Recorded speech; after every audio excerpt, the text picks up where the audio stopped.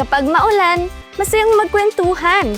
Pero this time, pag-usapan natin kung paano ang diskarte at tamang partnership can help Filipinos reach their goals. Sit back, it's Kwentuhan Weather.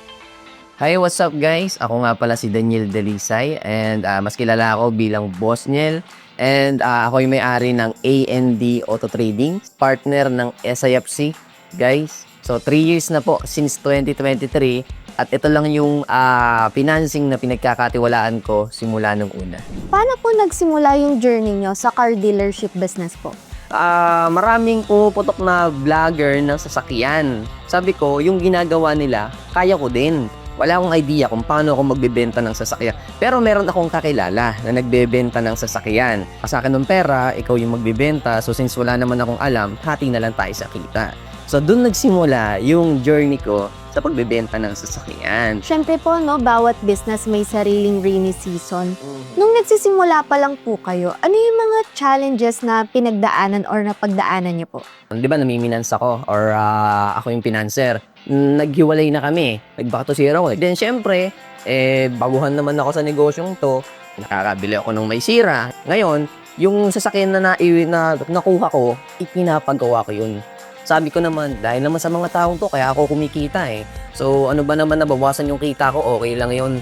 Sir, paano naman po nagsimula ang partnership niya sa SAFC? Kundi dahil sa kanya, hindi magiging mabilis yung paglago ng negosyo. Tara, sagutin ko yan. Pakita ko muna sa iyo yung Okay, sir. Sige po.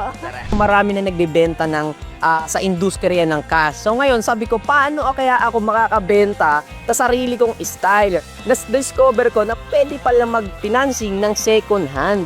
What if itry ko to? Then nagtry ako, nakabenta ako ng isa sa financing. Then, yun, nagtuloy-tuloy na.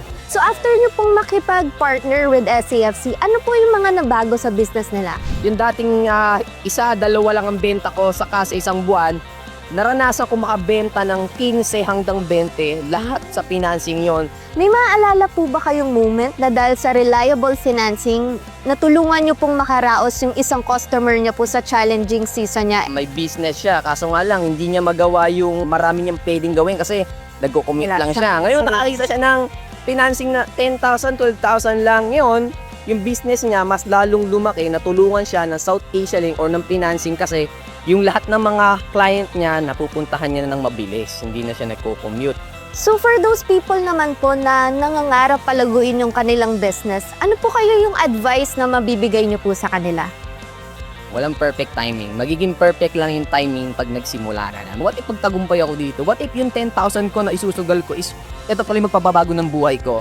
At least sumubo ka. At sa mga inspiring na bago na sisimula na pagbebenta ng sasakyan, i-recommend ko sa inyo kung gusto niyo bumilis ang success nyo sa buhay, itry niyo yung financing kasi malaking tulong siya.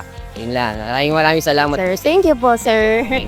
Tag-ulan really calls for kwentuhan like this. Kaya ka SAFC, tune in sa ating next Kwentuhan Weather.